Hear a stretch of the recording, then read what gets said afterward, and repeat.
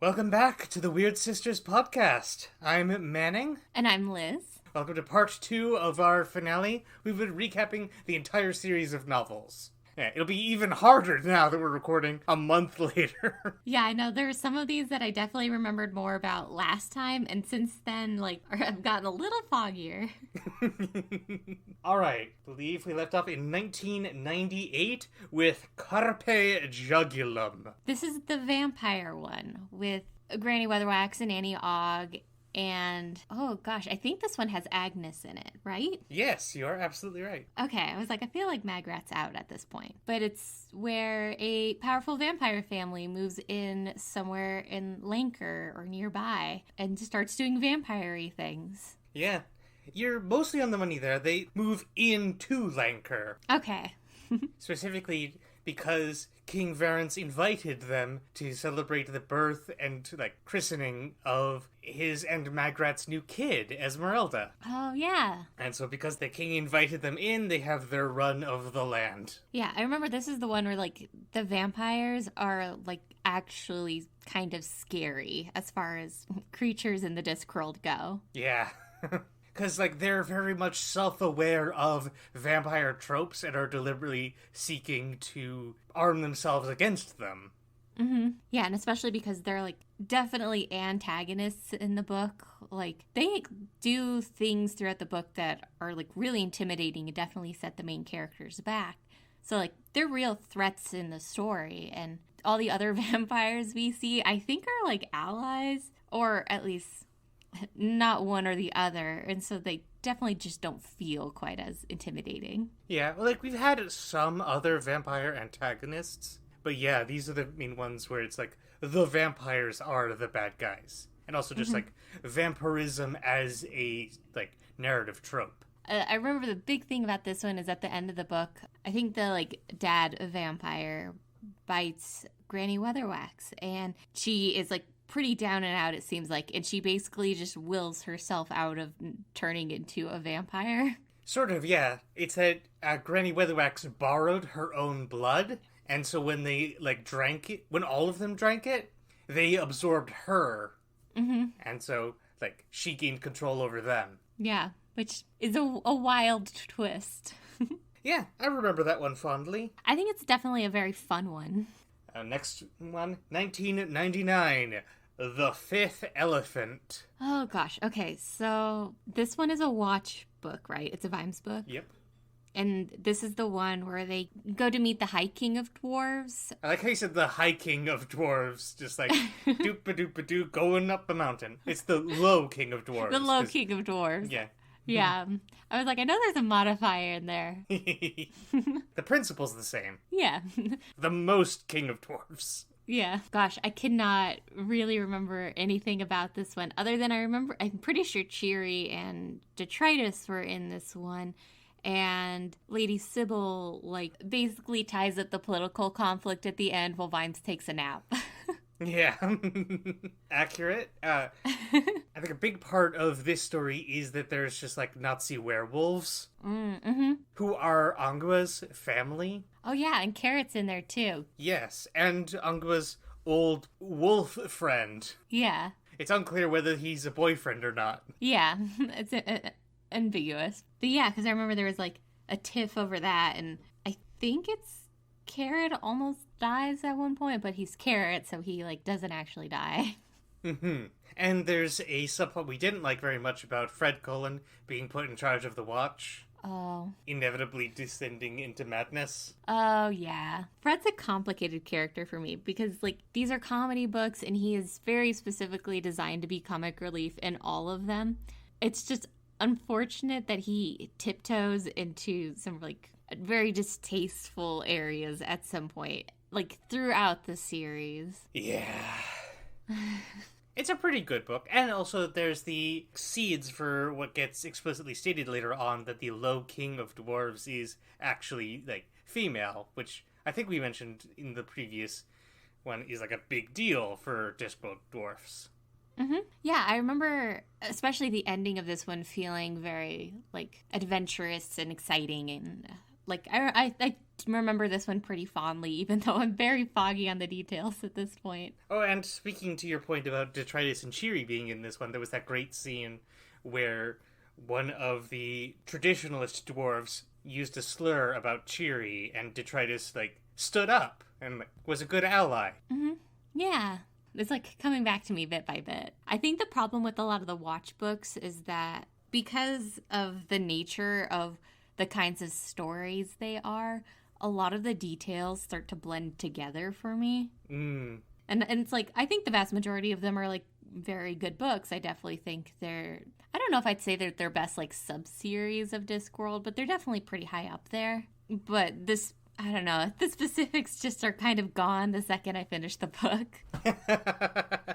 So, we enter the 21st century with The Truth. Now, this one I remember. This one is the newspaper one with William de Wyrd and Saccharissa Cripslock, where they're founding the Ankh-Morpork Times, or the Times. Yeah. I remember that they're working with, I know Ada's introduced, I know that they're like the dwarves who maintain the printing press are there, but I don't actually think I have any of the plot. Yeah, there's yet another conspiracy to overthrow Lord Vetinari, and like it involves a pair of hired goons called the New Firm, and like an actor who looked a lot like Vetinari named Charlie. Oh, yeah. And it turns out to be headed up by William de Wyrd's father. Oh gosh, I think I'm remembering bits of the end of this one, which are gruesome if I'm correct. Yeah, I mean, it avoids being too gruesome, I think. Oh, yeah, it's just the implication. There's definitely, Discworld as a whole does not dip its toes a whole lot into like gross factors, but there are definitely a couple scenes that are like, oh gosh, this is like going there, ain't it? Yeah. Something I've noticed while we've been doing these recaps is that for the stories where a new thing comes to the Discworld, its magical malevolence is inversely proportional to how much effort was put into making it work. Like, specifically effort on page. Oh, yeah. Like, the dwarfs who developed the printing press here put in a lot more effort than, say, the alchemists who made the movie film back in Moving Pictures. Yeah, I think that's a great point, especially because, like, with moving pictures, the creatures, the monsters, the whatever, the villain at the end of the day is kind of supposed to be eldritch in nature. And a big part of eldritch fiction is not necessarily understanding what you're up against. Yeah, definitely. Okay. 2001, we have Thief of Time. Oh, shoot. Now that I'm looking at this one, I don't think I remember anything. Is this a death book? Kinda, yeah. Okay. It's like, I think it typically gets put into the death series lists. Yeah, but it's, oh gosh, I'm completely blanking on her name. Susan? Susan, yeah. I had Agnes, like, stuck, and I was like, oh no. Oh gosh, yeah, I really don't remember anything about this one. It involves Susan and two other characters, Lucy and Jeremy, and they turn out to be the same boy, who is the son of the anthropomorphic personification of time. Yeah. And the auditors hire Jeremy to build a magical clock that will stop time, and Lucy is a member of the history monks, and who's like been referenced in at least one previous Discworld book in Small Gods. Like, oh yeah. Actually, no, Lucy was the like main abbot. Yeah.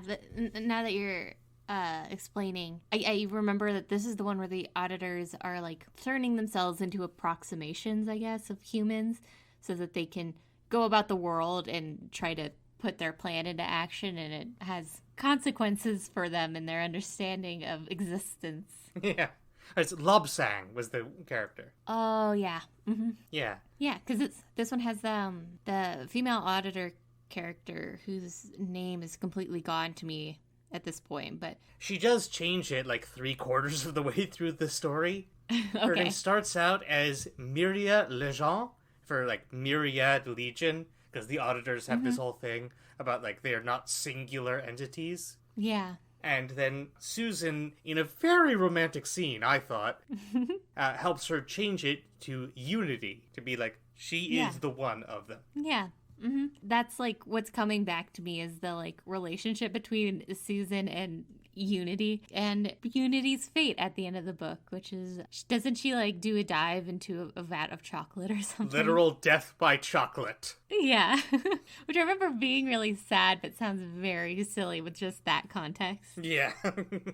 And it's implied that Susan and Lobsang have a romantic relationship, which is okay. Yeah, sure, I guess. And also, Death and the 4 other Horsemen of the Apocalypse reunite. Oh, yeah, because I remember Moore's wife. Yeah, I don't even know if she's actually ever in it or she's just, like, talked about, but... No, she's in it, yeah. Okay. Yeah, she is a current or former Valkyrie. Something we didn't touch on during our episode of Thief of Time, as far as I remember, is that Lobsang accidentally uses what the monks call the form of the coyote technique to stop himself mid-air, prevent himself from falling. Because that's a reference to Wile E. Coyote.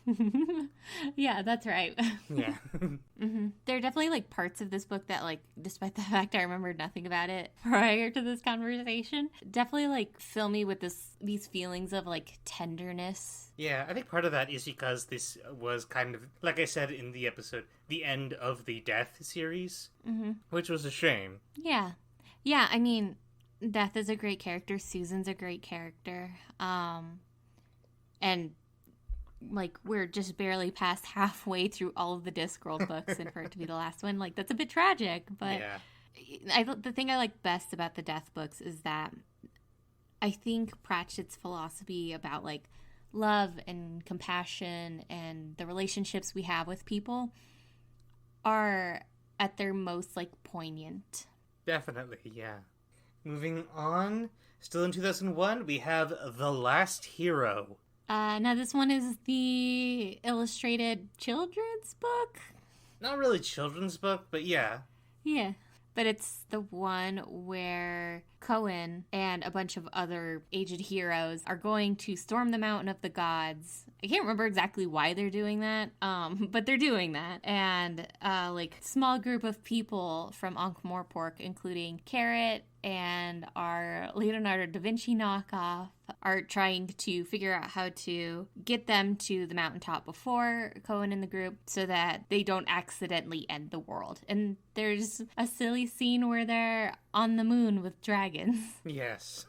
You pretty much are on the money there. Cohen and his Silver Horde ultimately kind of want to die, and so they go storm the Palace of the Gods. And they're joined by a Xena parody, Vina, who is also old and doesn't really, like, add a whole lot to the story beyond that. Yeah. I remember the art in this is really great, and it's short, so that helps, I think, any weirdness in the plot or story. At least we finally see off the Cohen character, so we don't have to worry about him reappearing. Yeah, he's definitely not one of my favorites, but I can see where he needs, like, an actual goodbye.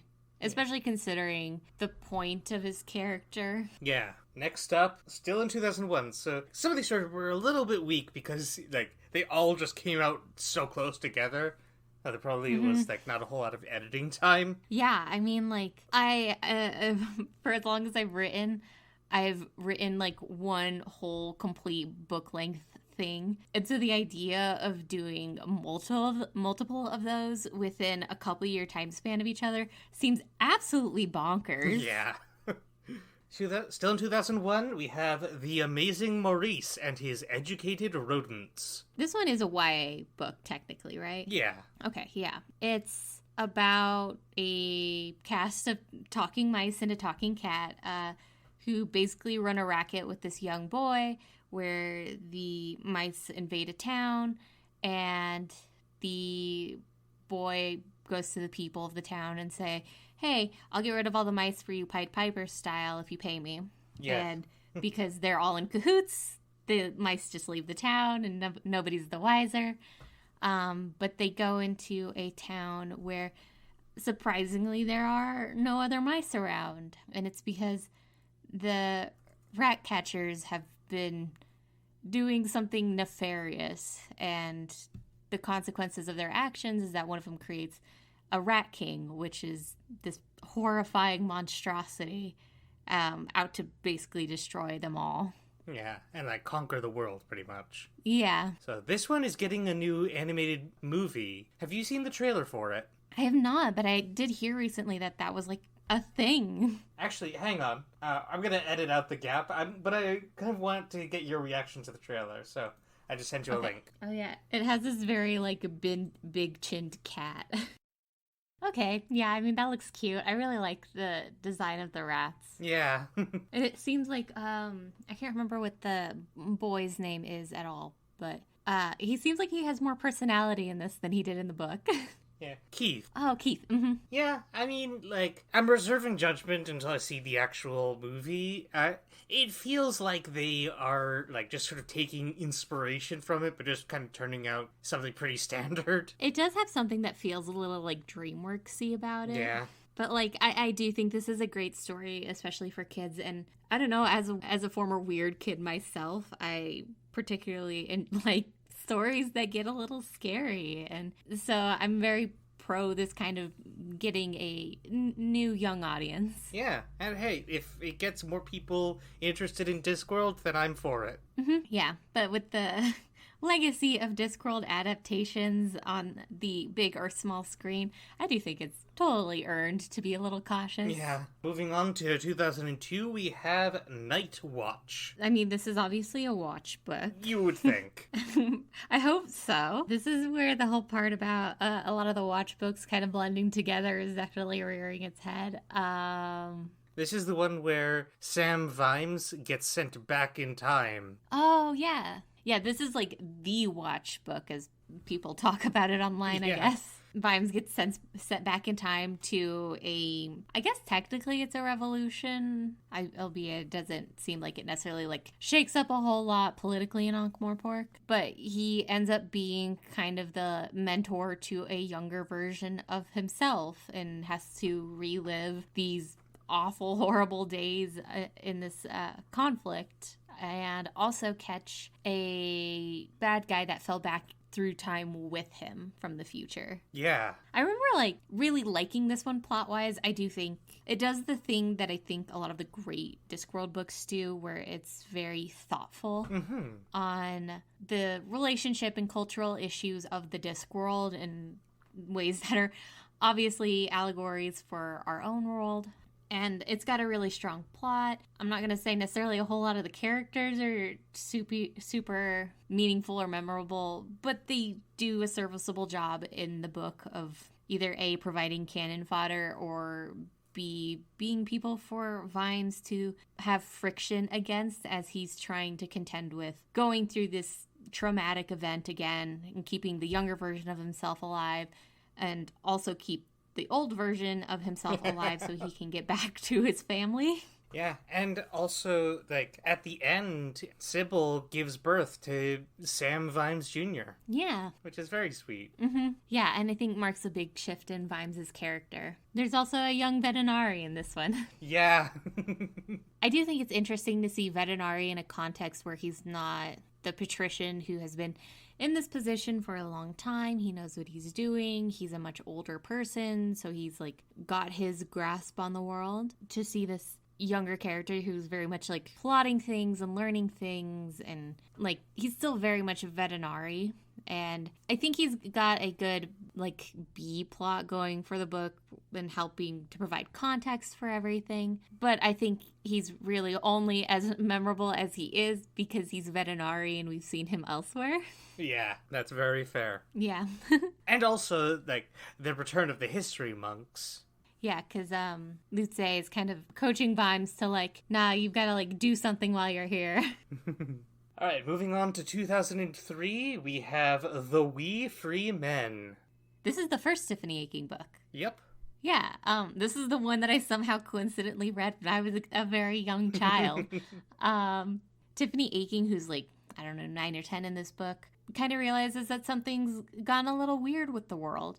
And through a combination of her relationship with the Nakmek and her own persistent personality, realizes that there's fairies abound. No, there's the elves abound. And she goes on an adventure to rescue her little brother and the lost prince of her kingdom on the chalk from the Elven Queen. Yeah.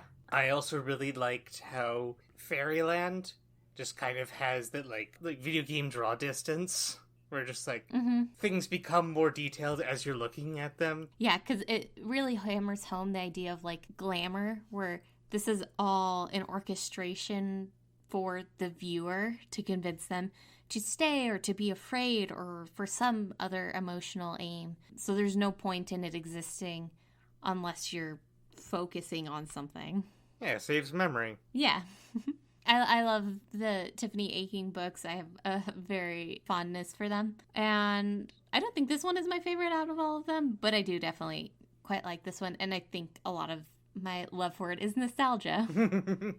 That's very fair. Yeah, still in 2003, Monstrous Regiment. Yeah, I do think this is my favorite Discworld book.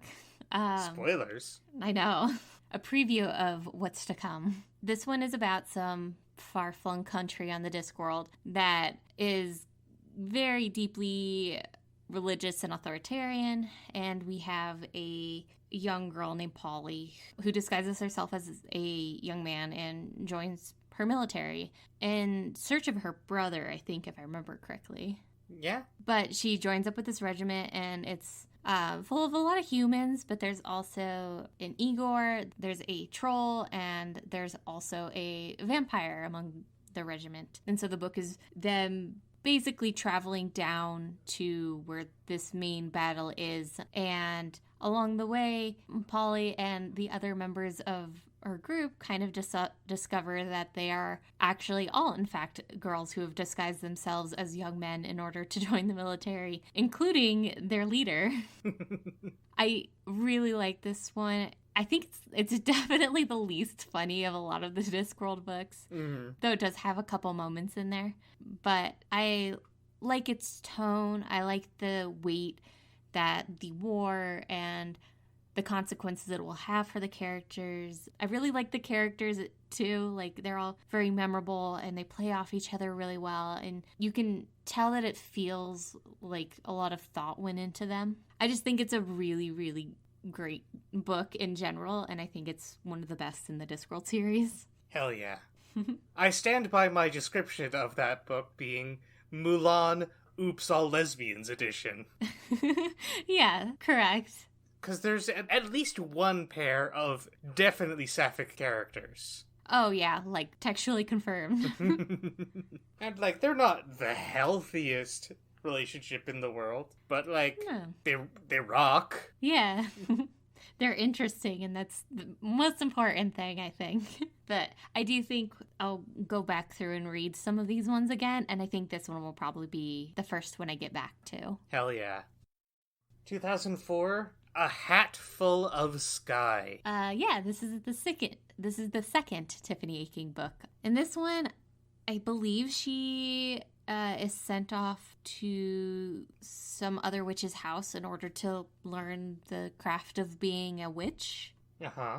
And this is the one with the hiver, which I'm struggling with it because a lot of the, like, characteristics I'm thinking of with the hiver, I think are actually from I Shall Wear Midnight. And so I'm having a hard time discerning what belongs where. But yeah, Tiffany's away from the chalk for the first time. She's struggling with, being away from home and learning how to be a witch. And the climax of the book is that Tiffany faces off with the hiver at this big festival that the witches are having, and she basically grants the hiver a death and walks it through the door into the endless desert, and through Granny Weatherwax's help gets back to this festival. And out of Granny's respect for her, Granny offers Tiffany this invisible hat for a witch's hat, and that's where the title A Hat Full of Sky comes from. Yeah, I did like how during our episode of it, like, we had you get quote-unquote possessed by the hiver. Oh, yeah. Yeah, that was fun. I don't know if you listened to the episode, but I added in just like a slight little background noise to represent the Hiver. Just like, Yeah. it was a fun bit.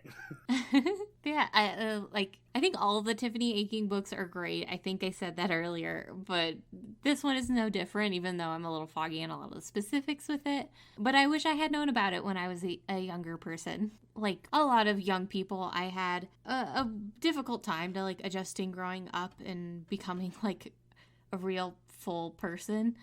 And I think the Tiffany books deal a lot with what it is like to grow up and to kind of try to figure out what your place in the world is. And I think that if I had had them when I was younger, that I would have been able to do a lot of that without feeling as alone and confused about the whole thing as I was. Well said. Yeah, and I think that's a big part of my fondness for them because, you know, Tiffany grows up in the series, and the idea of like thinking back at from this point in my adult life to, you know, when I was 10 or when I was 14 or when I was 17 and those things I was feeling, like, I don't know, like I it resonated a lot with me to kind of like revisit those feelings through these books. I definitely get you.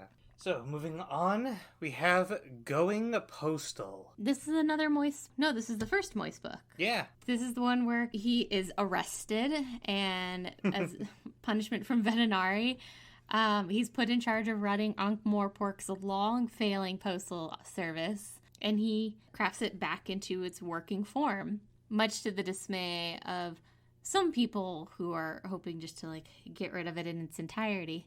But I remember the post office burns down at one point. There is a machine that they have for some reason, and it's never really relevant to the plot, that creates letters from the future. And and yeah, of course, we meet Adora Belle Deerheart. Hell yeah. Our goth queen.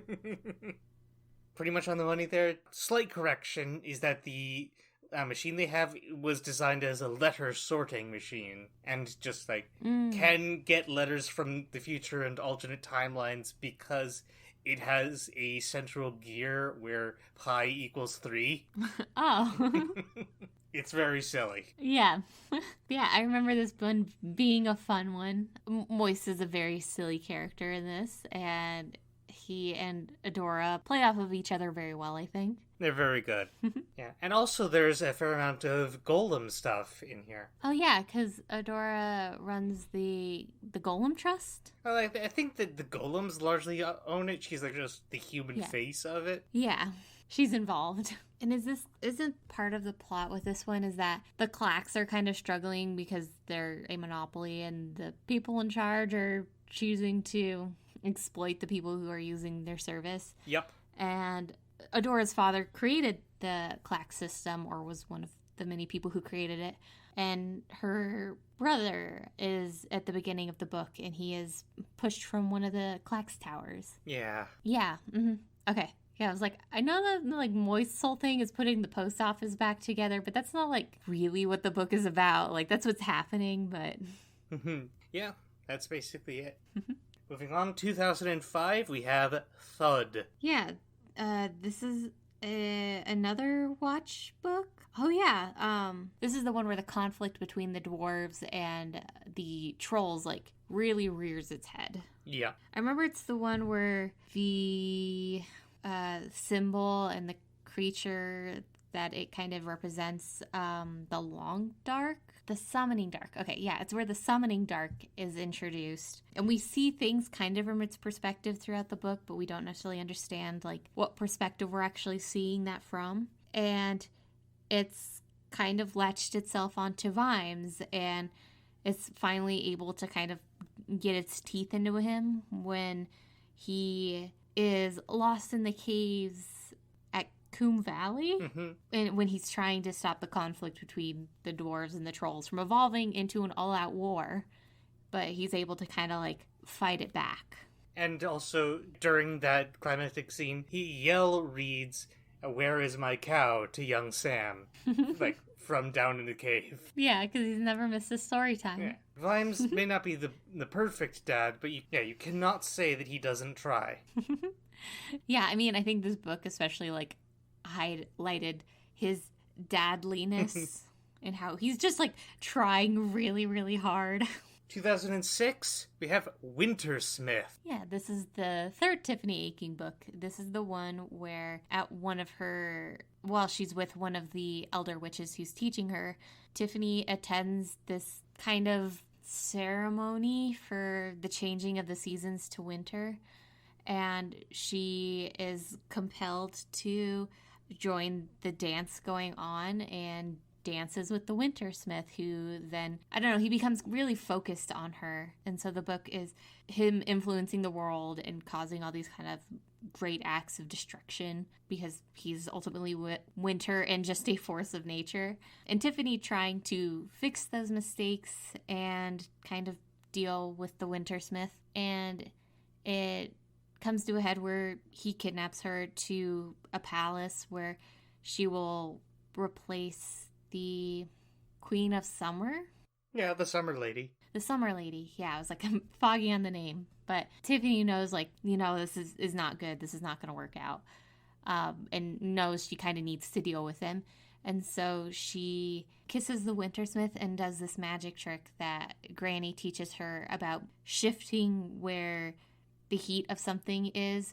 And she transfers all of that into the Wintersmith, melting him out of his humanoid form and returning everything back to normal.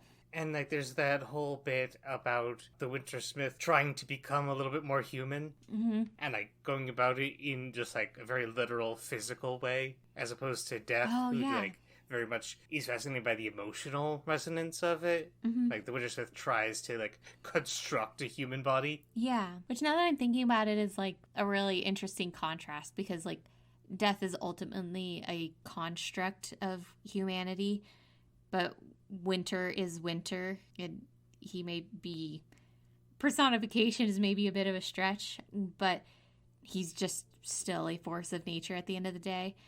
And so that little bit extra humanity that Death has is the crucial difference for what allows him to become more human in the non-literal way, and then the way that actually matters. Yeah. Moving on. We have 2007, Making Money. Yeah, this is the second Moist book, where in punishment for doing a really good job with the post office, he's also put in charge of the mint and Bank of Ankh-Morpork. And the only thing I really remember about this book is that he makes a case that potatoes are more valuable than gold, which, yes. Yeah. And also that the, like, lead banker, which is a very stuffy, serious man, was actually originally from a clown family. Yeah, well, like, point of order, Moist is not put in charge of the Bank and Royal Mint. Mm. He is put in charge of a dog who is in charge of the Bank and Royal Mint. Oh, yeah. Which is very fun. Yeah, he's just the babysitter. Yeah, I did not like this one as much as Going Postal, but I think if you really liked Going Postal, you probably like this one as well. Yeah. Yeah, that is very fair to say. He also ends up, quote-unquote, inventing paper money. Mm-hmm. Yeah. And there's also a subplot about the family who has, like, been in charge of the bank for generations. The heir apparent to the position of head of the family, who wants to become Lord Vetinari. Oh, yeah. It involves some very gross stuff. Yeah. Yeah, this is one of the areas where it's like, oh, we're going, like, gruesome, huh? Yeah. It is what it is. Yeah, like, it's very far from one of the worst Discworld books. It's just very far from one of my favorites, but I can see where other people would really enjoy it. I do remember liking the description of just, like, this machine that one of the characters has for just, like, monitoring the flow of money throughout Ankh-Morpork. Oh, yeah, that's right. Yeah. I don't know if you know this about me. My first love is the audiokinetic sculpture at the Boston Museum of Science. Oh, I don't know what that is. Hold on, let me look it up. Oh, is it the one that's, like, very Rube Goldberg looking? Yes. Okay, cool. Yeah, I'm watching a video of it. It's captivating, right? Uh-huh. Yeah, I could see where I just, like, would end up sitting there, like, sipping on a coffee and not moving for, like, an hour. It's so good.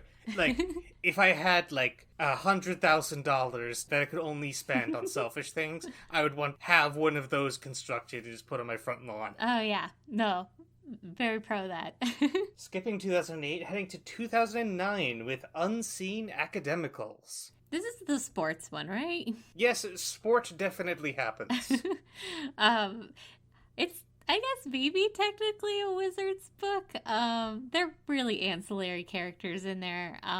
But because of some shenanigans, let's put it that way, Angmar needs to reinstate a kind of like very underground sport and put it back into like a mainstream, and we are introduced to orcs in the Discworld in the form of a young man who tells everybody, and to some extent for a majority of the book, believes he is actually a goblin, and he's actually very, very good at this sport, whatever this sport is called, alongside football, okay, alongside his friend. And there's also a thing in there with like runway modeling.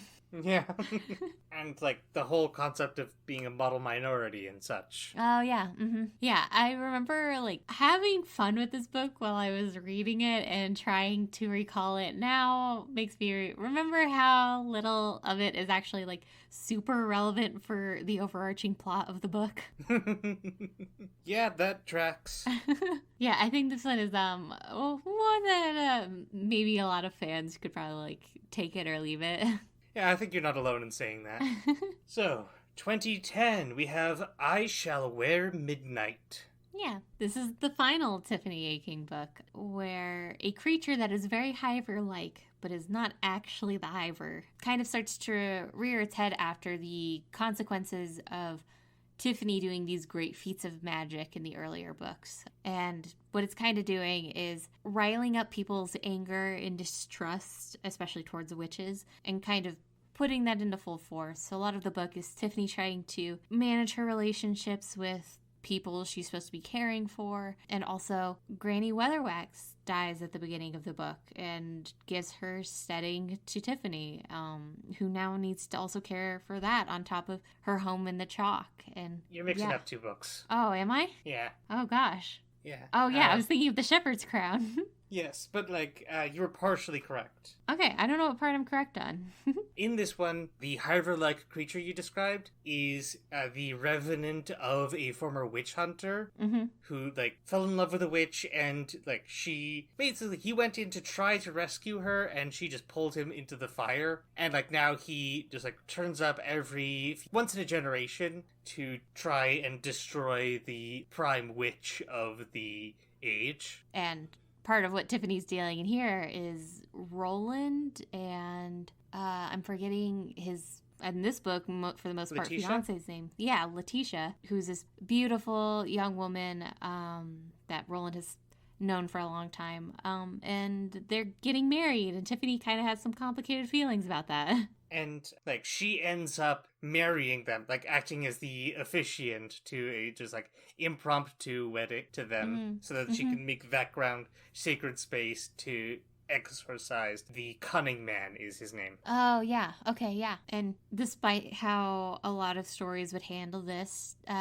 Tiffany actually doesn't end up hating Letitia. They end up finding that they have a lot of common ground, especially because Letitia is a sort of witch, although she lacks a lot of the experience or training to do that in full force, although she wants to be one. Yeah. I think the reason I was getting this mixed up with the Shepherd's Crown is because I think in a lot of the ways, this one feels like the end of the Tiffany books for me. Like, I think this one kind of has a stronger final book feeling than the Shepherd's Crown ultimately does. Fair. But yeah. This is also where we get the return of Escarina Smith. Oh, yeah. She just gets a brief cameo, but it's a good one. Mm-hmm. Yeah, I mean, I remember really liking this one. Hell yeah. And also, Tiffany finds a new sweetheart in the form of Preston, who's the, like, castle guard who's really, like, way too smart for the role. Mm-hmm. Yeah. And, like, is so much smarter that he's bad at it. Yeah. Yeah, because a big part of why this one feels so meaningful, I think, is Tiffany spends a lot of her time in the books kind of dealing with issues on her own and trying to learn or make up for her mistakes. And a lot of that requires her kind of to do that on her own. And in this one, she is letting a lot of people in, especially after the complexities of her relationship with Roland kind of separate them a little bit, and she's under a lot of stress otherwise. Yeah, definitely. So, 2011, we have Snuff. Yeah, this is the final watch book. This is the one where Vimes and Lady Sybil and young Sam go out to a country estate that they have, ostensibly for Vimes to take a vacation for once.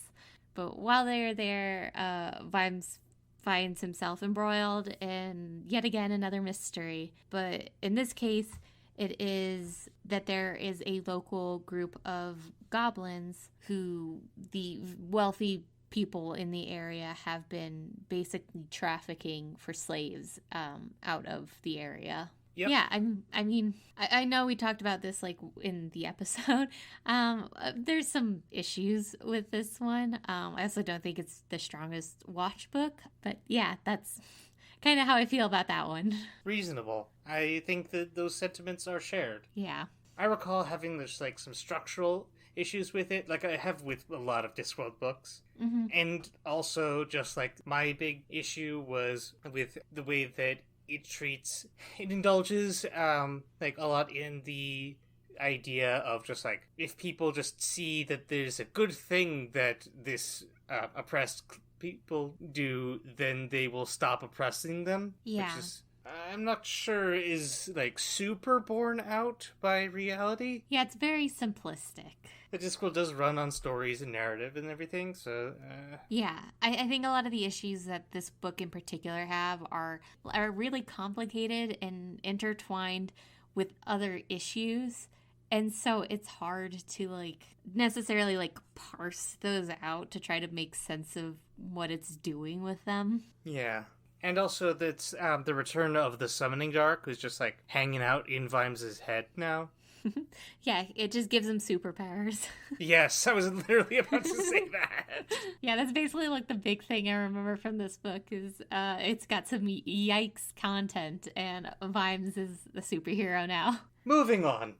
We have 2013 Raising Steam. I think this is technically considered a moist book, but basically somebody invents trains, and the first half of the book is really concerned with trains, and then it is all about the clerical work of establishing a train system. And then the last third of the book is about a dwarvish rebellion, I think is probably the most appropriate word, trying to overthrow the Low King. And so the trains need to be used to get the Low King back to their capital city to resolve that conflict. Yeah, that is fairly accurate. Yeah.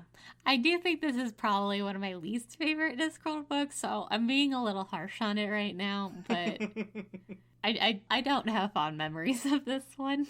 Fair. It wasn't great. I think if you really like trains, you probably really enjoy a lot of it. Yeah. And finally, 2015's The Shepherd's Crown. Yeah. Now this is the final Tiffany King book. This is the one where Granny Weatherwax dies.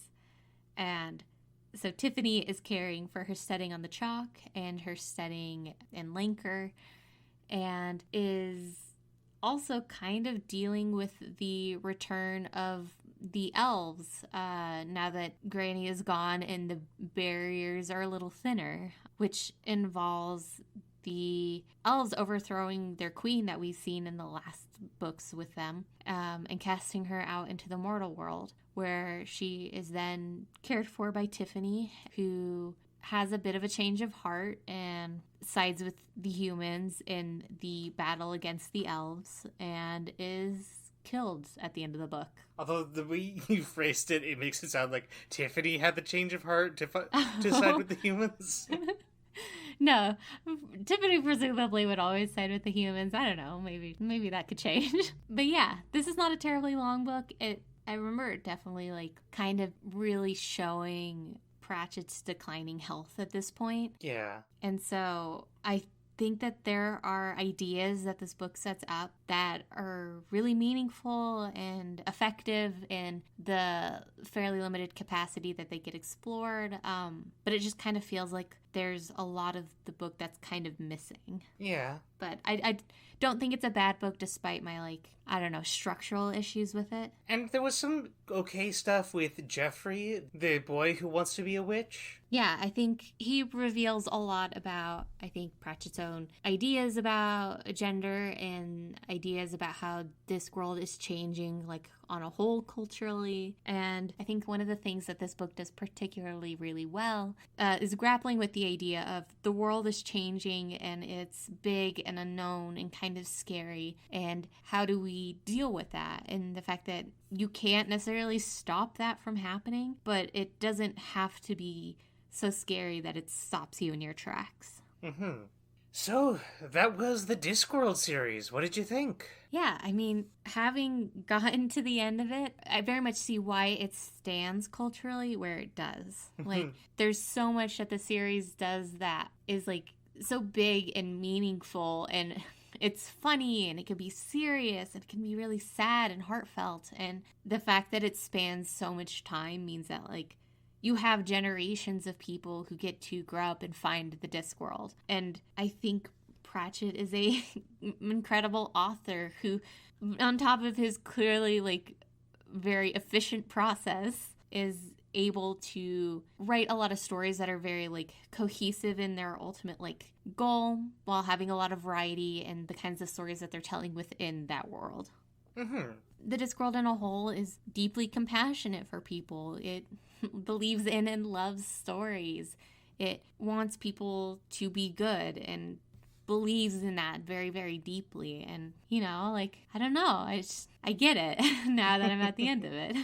I had a lot of fun. I mean, there are definitely some Discworld books that just don't work for me. And a lot of that is just because, like, they're just not really the kind of stories I would jive with, and not because they're bad stories at all. But I think for the most part, like, a lot of them are really fun and they have, like, so much diversity. Like, I've mentioned ad nauseum at this point that I love the Tiffany Aching books, but I also really like the Witches books a lot in general. And I think the vast majority of the Watch books are really, really, really good mysteries, even that there are a couple that I just, like, fairly strongly dislike. So yeah, I mean, like, I think there's a little something for everybody in here. Hell yeah. Going into the sort of discussion segments, I've come up with some thesis statements for the individual sub-series. Mm-hmm. So I want to get your opinions on if these seem, like, reasonable. Yeah. So first up, the Wizards series. I would say that their thesis is that having power is not the same as having agency. Yeah. Because, like, Rincewind is not a powerful wizard. He's the least powerful wizard. But in some respects, he's the one with the most agency. Yeah. Even if he is, like, a plaything of the gods and, like, gets put into situations against his will. But he feels a little less, like, confined by the hierarchy that the wizards exist in. And he doesn't, like, quite think the same way as most of the other wizards. Mm-hmm. Yeah. And that frees him up to make the right choices a lot of the time. Yeah, I see it. Next up, so for the Watch series, I'd say that the thesis is those with power will always seek to expand the scope of their influence, and therefore authority should only be empowered to act on behalf of the common good. Yeah. Mm-hmm. These are also just kind of me projecting a lot of my thoughts onto the series. No, but I think that's, like, totally right, because I do think the Watch books in general are very concerned with, like, what does a society, like, do, and how does it function, and what does that say about us, and what should we allow or not allow. And I think that's a really good synthesis of that idea. For the Death books, I'd say they're about how there are powerful forces that influence the world, but they are not the sole factor in determining who you are. Mm-hmm. Yeah. And if you want to be, you can be someone who resists them. Yeah. I think especially with the Death books, the idea of, like, belief is a power is one of the most, like, incredible things that you could have. And if you have belief that you can be or do something, that is often more than enough to get you on that path. Yeah.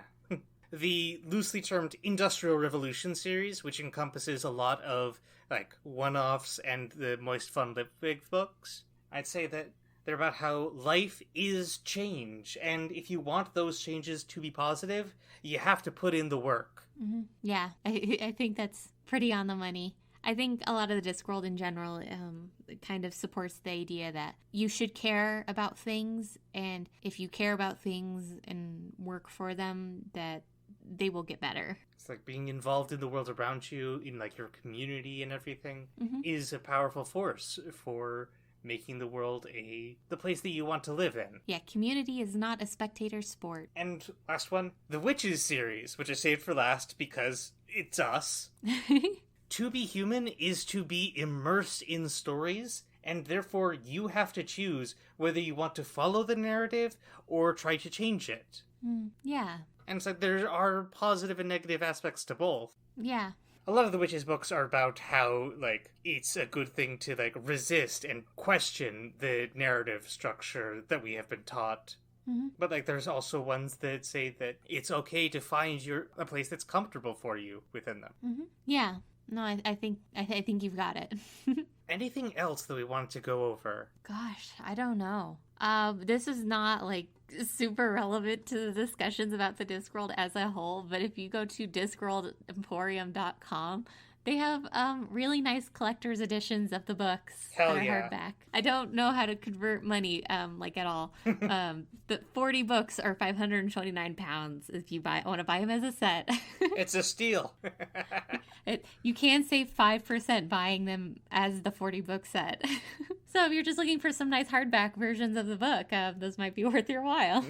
Maybe. Alright, just some things that I think that, like, could have been explored more. One big thing, I think, for me personally, is the Thieves Guild in Ankh-Morpork, which I think we never actually got to see much of. Yeah, I think when we really get, like, our best glimpse of the Thieves Guild, it's in proximity to the Clowns Guild, the Clowning Guild. No, that's the Assassin's Guild. Oh, the Assassin's Guild. Okay, then I don't think we get to see them at all.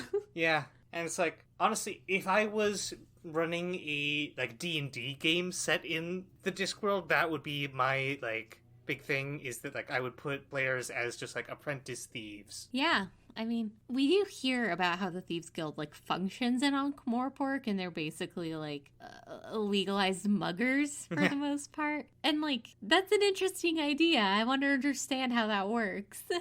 I also would have loved to see, like, more characters from different places.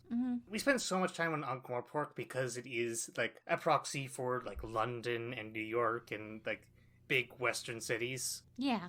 But, like, I would have liked to see more of, like, Clatch, for example. Yeah, I do think that the, like, books are very, like, they're very narrow in their geographic focus, and as a result, they're kind of narrow in the kinds of people that they focus on. Well, I think, like, despite that, there is a lot of diversity in thought and background for a lot of those characters. They're still ultimately coming from the same, like, cultural background, and that unifies a lot of thought. Yeah. Before we get to the end, top 5 Discworld books. Go. Okay. So number 1, like I said earlier, is Monstrous Regiment. It's just my favorite book. We'll get back to rereading it someday. My second one is I Shall Wear Midnight. Like I said before, I think it's like, it is the end of the Tiffany Aching books for me, really. 3, Feet of Clay. I think it's the best watch book. It's my favorite one, at least. Nice. Number 4 is Equal Rights, which I almost had this one and Feet of Clay swapped, but I couldn't decide, so it's here. And Reaper Man, because I think it's my favorite death book. Cool. For me, I just put mine in chronological order. I could not. If you put a gun to my head and told me to, like, pick the best one, I would just say shoot me. Yeah, no, that's totally fair. I did a lot of flip-flopping on my list. Yeah. So, in order of release, Equal Rights, Small Gods, which I just, like, really dug as just, like, a commentary on just, like, institutions and the role of belief in, like, human life. Yeah, I think that's a very punchy book, so I get it.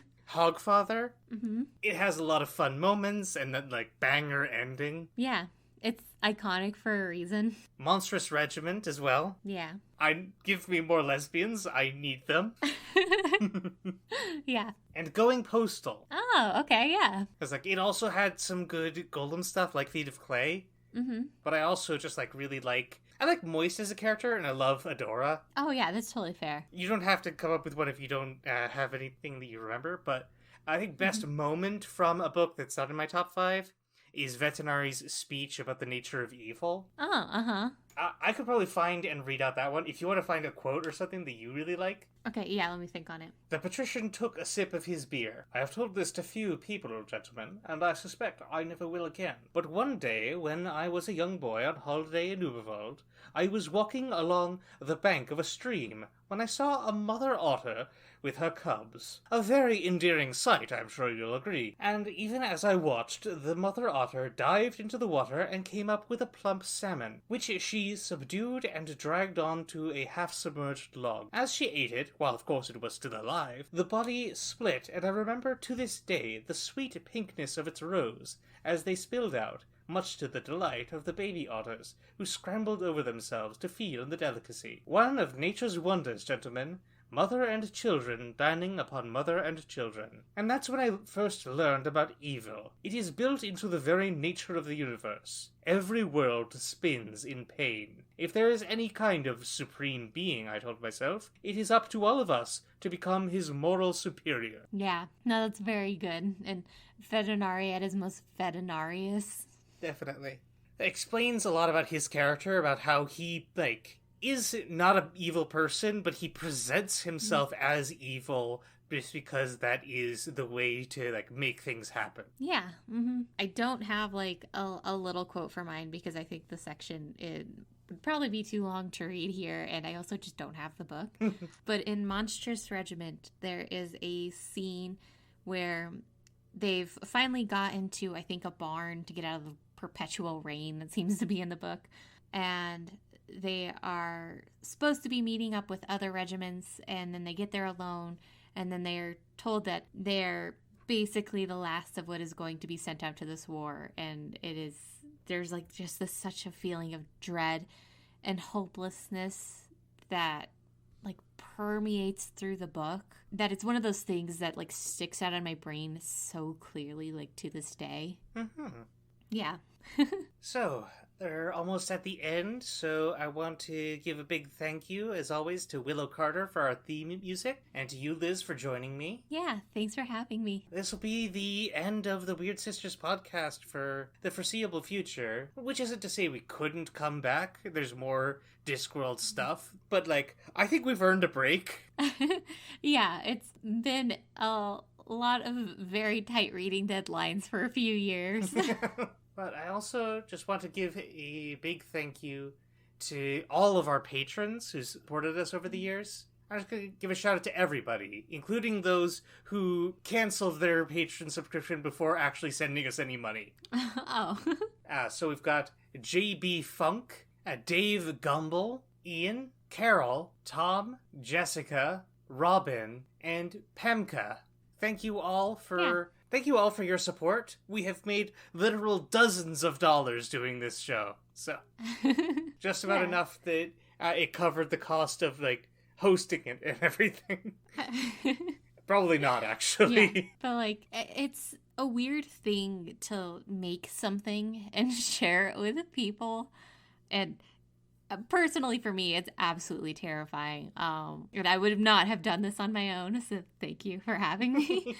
But, seriously, for all of you who put money towards the show, it's not like we're becoming millionaires off of this. No. But it was a lot of fun to do, and it's kind of crazy to think that there were people out there who liked what we were doing and liked it enough to, throw money at us for it. So, thank you. And hey, if this was your, first and so far only Discworld podcast, we're not the only ones. I wanted to shout out Pratt Chat, The Complete Ankh-Morpork, The Death of Podcasts, Desert Island Discworld, probably a few others I'm forgetting, but you can find them all over on the Guild of Podcasters, which is the wiki site that Ben from Pratt Chat started, and which shows off stuff from a bunch of podcasters, including us. Liz, do you want to shout out, like, your Twitter or anything? Like, Yeah, I'm not like super online these days because social media is just not that good for me. yeah, same. But if you want to see me like occasionally and very occasionally post things, you can find me on Ellie on Mars on Instagram. Hell yeah. I'm technically on Twitter as PB Manning. I never use it, but, feel free to give me a follow if you like this show. Yeah. Yeah, I think I have like 3 posts on that Instagram account, but you know what? I might put other things there someday. So Hell yeah. I'm thinking about doing one of those things where I like post the books I've read recently. So I think I'll do that there if you want to see what else I'm reading. Nice. And we put out a poll with all of the winners of the favorite footnote polls. And so, for the last time, for now, let's close out with the fan vote for the favorite footnote. Rats had featured largely in the history of Ankh-Morpork. Shortly before the patrician came to power, there was a terrible plague of rats. The city council countered it by offering 20 pence for every rat tail. This did, for a week or two, reduce the number of rats. And then people were suddenly queuing up with tails. The city treasury was being drained and no one seemed to be doing much work. And there still seemed to be a lot of rats around. Lord Vetinari had listened carefully while the problem was explained, and had solved the thing with one memorable phrase which said a lot about him, about the folly of bounty offers, and about the natural instinct of Ankh-Morporkians in any situation involving money. Tax the rat farms. That's all for now. But now and forever, the turtle moves. The turtle moves. The turtle moves. The turtle moves. The turtle moves. The turtle moves.